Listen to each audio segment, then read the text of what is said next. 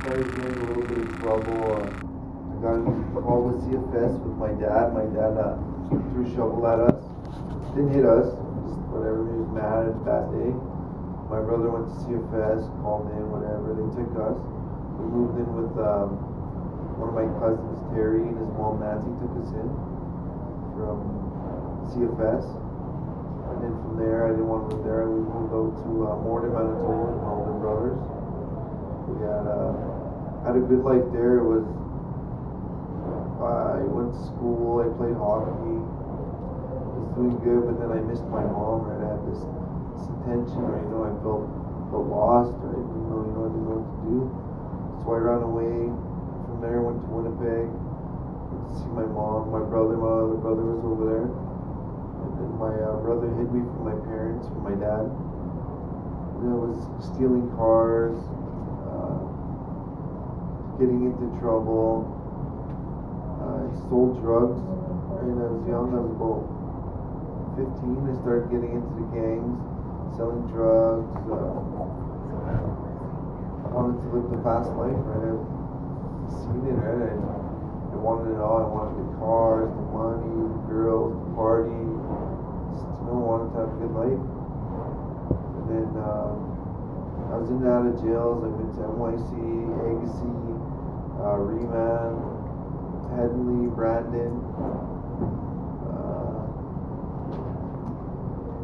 At the age of 18, I caught my first bid, adult, for drugs. A stolen car, police got into a high-speed chase, police rammed me, hit me. He got away though. Got caught later. Yeah, it was all in the news and shit. Give me some water, Veronica. Yeah, it was not really a good.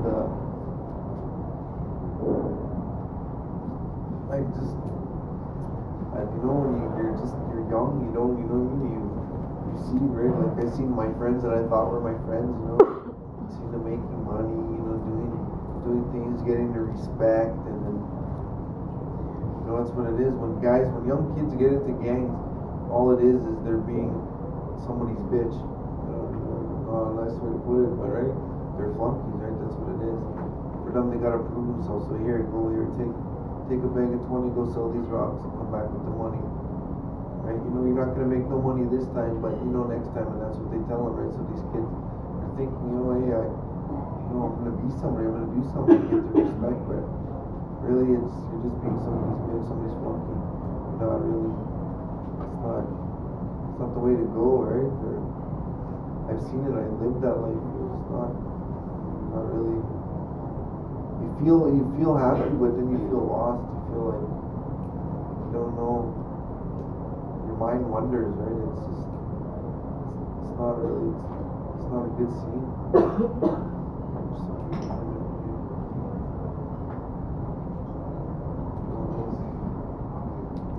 Yeah, at the age of 20, I had 17, just turning 18. I have a little boy, Isaiah. His name is. Little cute boy. I was on the run. That's hard, right? My son was just born. First 3 months, cops are kicking in doors, everything looking for me, because I was a level 4 courtesy for the high. They call it high risk, I guess. And it's just sad, right? The day they catch me, I didn't see me leaving for my son. But it did change me then. I really didn't think I was still into the partying and fast money and wanted that life, and it was a change, right? Until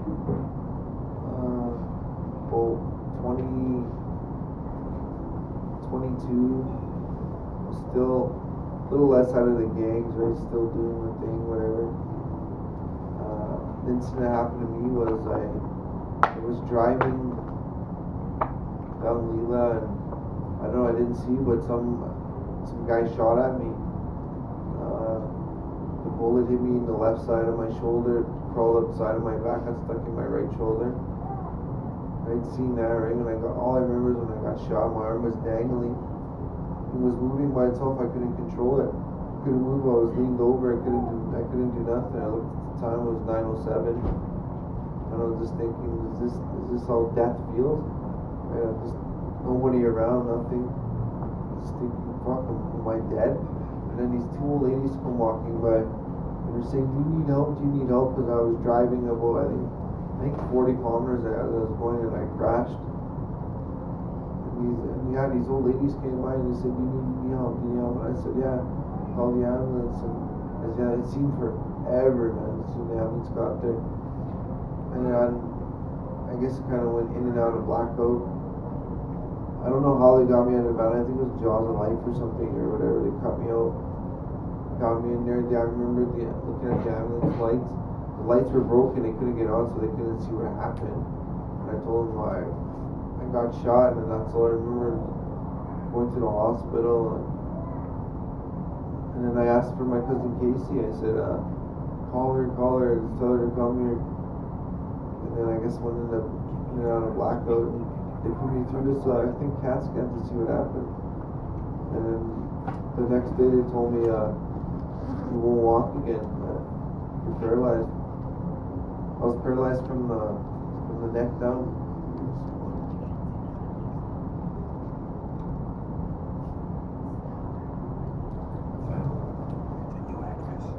Not able to move, it's that's a tragedy to my life, just I couldn't even move my head. I had this neck brace on, nothing, you know what I mean? My family's all crying, and I was highly drug medicated, right? So to take the pain away, and just to see that shit, it's sad, and getting into that gang life is not something, you gotta tell these kids, you gotta do more things with the kids, and take them home, take them to sports, keep them in school. School's the main thing. I wish that I never dropped out of school, and I wish I would have got my grade 12. And it's not too late. I'm gonna go. I'm gonna get back into it. That's nothing for me, right? But for that, those kids, man, you gotta keep them busy and sports. Pay attention to them. Don't let them get off, and you gotta tell them, man, that that's not the way. Drugs, gang, fast money. That's not something can end your life, man. I'm lucky, and that bullet could have killed me. It was in the back of my heart. But lucky I went outside. If it went through, I would have been dead. This has changed my life, Like I had two good parents, right? I didn't have a father that took me out or came watch my hockey. That's all I ever wanted was my dad to watch one of my hockey games. He never did. He was too busy working. I understand that, now. But then, right? I needed a father then. Now he tries to make up for it, right? He takes my son lots, and he does things that he never done with me with him, right? He's there still. They still do have a dad. Right? He's trying now, but then, right? You need them then. You gotta do it early at an early stage, because if you don't, they're gonna get lost and wander, those kids. They're gonna do things that they shouldn't do. Right? Get into crime, and start smoking drugs, or doing drugs, pills, drinking. Me personally, I hate drinking. I've heard too much people when I drink. I've got time for that. I split someone's face over a ball, but I was defending myself. Till this day, I apologize to those people for it, right? Tried, right? But they hate me for life, It's expected. And it's okay to make mistakes. Just learn from them. Nobody's perfect.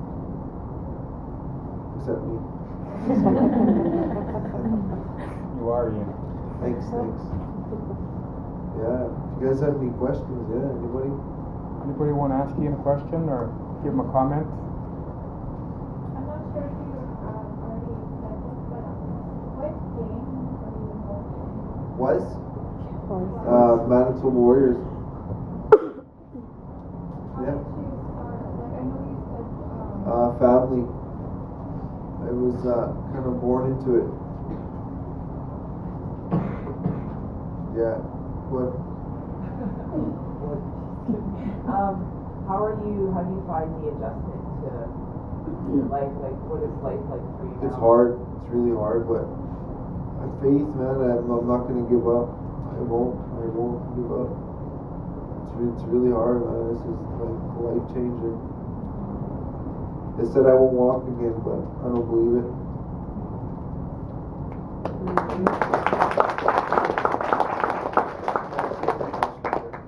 ever find your shooter, or do you know who he is on the Yeah, they caught two guys the next day. Apparently, these guys, when he did a home invasion and got caught with the gun that they shot me with. And where is he now? I don't know. I kind of don't want to pay attention to that, right? They're in jail, I guess, but You're not gonna follow the court? not really, no. I don't. Do you feel you would have changed your path if you wouldn't have gotten shot? I was onto the path of change. Yeah, I got accepted to school, and I was able to see my son more, and yeah, it was just sad, right? You know what I mean? It's a life changer. That's actually the irony. It's not like this happened at the peak of that life. He was coming out the other side already, right? What I call half, 1 foot in, 1 foot out, like starting to make, that preparation, that action to leave. He was on that path, and it's like a cruel, the universe caught up to him badly. And Where are you getting your support and your strength from right now? From the, what's the program called again? FF? Yeah, FF program with Billy and Heather and Veronica. Yeah, actually, she's really supportive. Her, I probably would have gave up already, right? She's a really good support. This was one of the hardest guys to go see in the hospital. He had so many family members in there all the time. They were always lined up down the hall. We had to wait our turns to go in there and see him, but we had badges, so we always just pushed our way through. Got a lot of good people in his life. Yeah. so you're still in the hospital. Yeah, I'm still in the hospital. There's 6 months, and I probably still won't be able to until I find a home. I don't have a home to go to. I'm actually having a social if anybody wants. There's just social tickets, and if you guys want to grab some for support. I'll actually just read that out.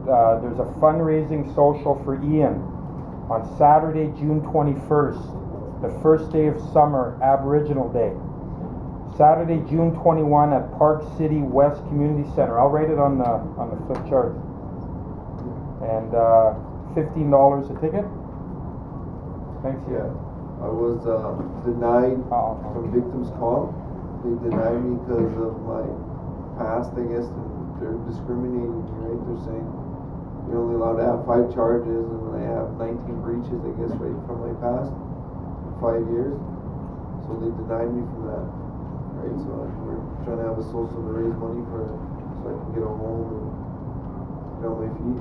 So you will get financial assistance from Victim Services if you have less than 5 charges against you, and he had 19 because of breaches. Just saying. Yeah. Right? Did I get that right? No, that's right. Yeah. Or actually, I'm trying to getting my lawyer involved right now. He's saying it's discriminating, but and this new law just came into effect actually this last year. Yeah, go ahead. Was this random what happened to you? Yes. Yeah. Mistaken. I don't even know. I don't know what I don't even remember what happened. How it even came occurred to it. Charges, did you say? Less than what? You're allowed. They're saying 5 charges. I would have got it right because I have 19, which are breaches. Then I got denied twice, and I appealed, and now I'm allowed to appeal it again. So it's still in process, right? But it doesn't matter the length of time. Like if you committed a crime 15 years ago and there was more than 5 and something like this happened to you, you would be denied victim services. Yeah, I don't know how because they. of your criminal Yeah, I record. don't know how they can go about that. That's when I'm the victim, right? You know what I mean? It's fucked up. How old are you now? I'm 24. I just turned 24 yet.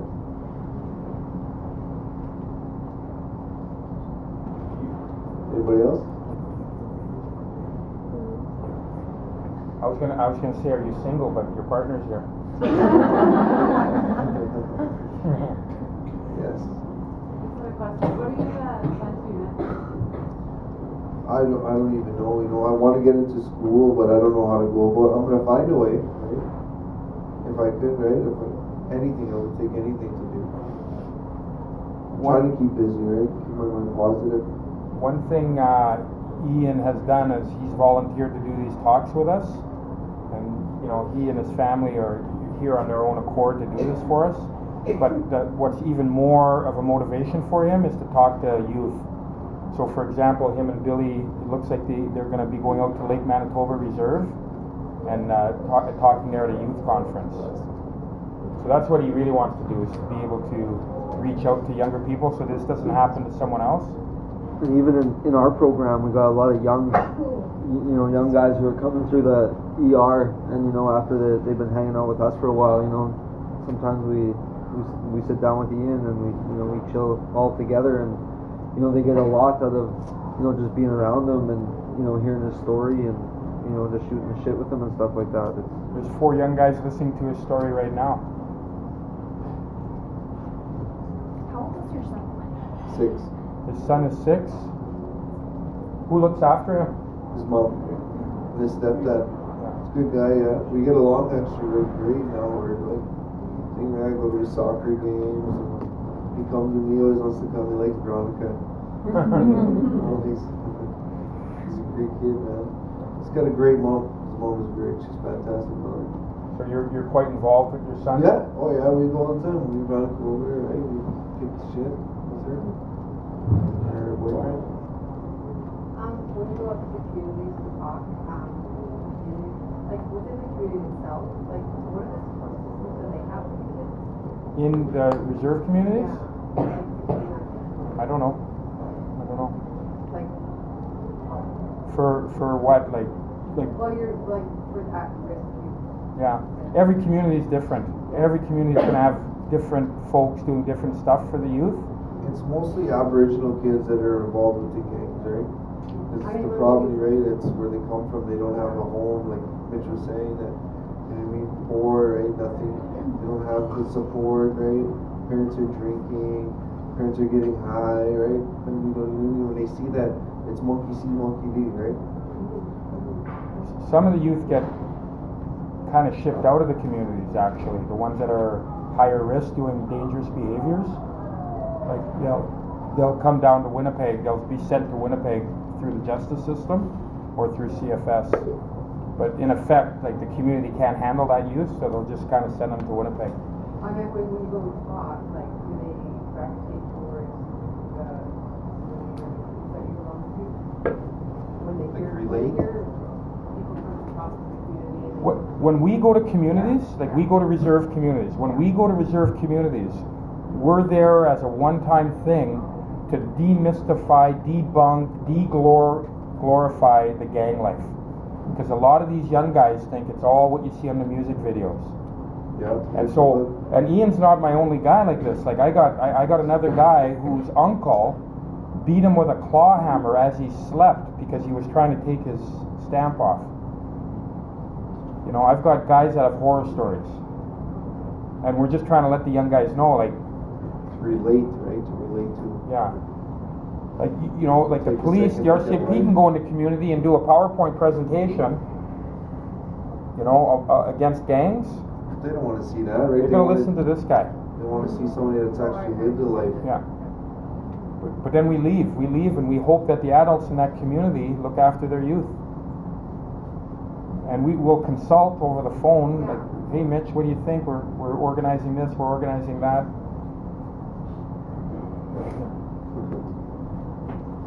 Standing too close to my lady. I'm honored that you would be jealous. Thank you. Glad to like you, Mitch. Yeah, you're a good man, Ian. So, at this point, I also have these 4 young guys, and 3 out of 4 of them are involved in CFS right now. Do you have any questions for them?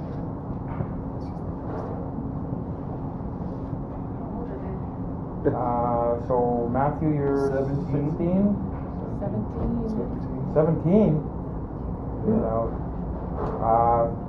14, 16? Are they all involved in gangs, or are they on the path? Are they trying to take that path, or I don't know, it anyway. put it this way, they're around it. They're around it, and there's, it's a continuum, right? It's a continuum. They're around it. Another thing they're involved in though is like helping people and like ceremony and like fire keeping and like being good young men. That's another thing they're involved with too. Helping people move, helping people get furniture, doing community cleanups, all kinds of stuff we do. The only way they're gonna change is they gotta want it. Like I'll try to make this quick. We just as an example of what these guys have done. In March 2008 on Alexander Avenue, 3 young men stormed a house party and shot up the whole place. And off of that, 3 people were critically injured and 3 people died. So 6 people were hit. One of the men that died that day in that incident had 2 children, a 10-year-old boy and an 8-year-old daughter. And Métis CFS had been involved with that family, trying to support, because the mom had some mental health and addiction issues. Upon hearing of her husband's murder, we lost mom. She left, like she abandoned the house. She was gone. We couldn't find her. So we had to take the little boy and the little girl into care. So on that day, they had lost their dad and their mom. And we kept them together. They went into an emergency shelter, and then over March to September, we gradually got them closer towards a permanent placement. And what we did at Métis is we found family. We found an auntie in Thompson, and upon hearing of this story, said, "I'm going to come down and look after these kids." She was 27 at the time, and she came down with her partner, and we set her up in Manitoba Housing on Regent, right across from the casino. And at that time, like in March, we had packed up their whole house and put everything into storage at the Higgins storage. And so the worker came to me and said, "Can you and some of your boys, as work experience, as community service, can you just load up your truck and trailer and get all their stuff back to them?"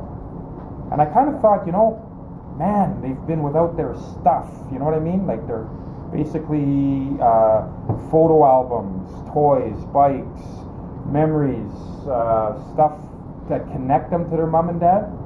And so I thought it'd be probably pretty powerful to get to bring their stuff to them and welcome them and establish them in their new home with their new foster parents. And so I picked 3 guys, not these guys because it was a few years ago. This was 08, September 08. I picked 3 guys, and the reason I picked these 3 guys is because they had all done dangerous behaviors like home invasions, but they never get to see the aftermath. They never get to see, and I'm all about creating empathy. You hear of lateral violence. Billy and I invented a word called lateral empathy, where we get people in the community working for each other.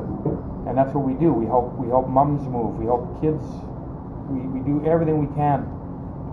So folks helping folks, right?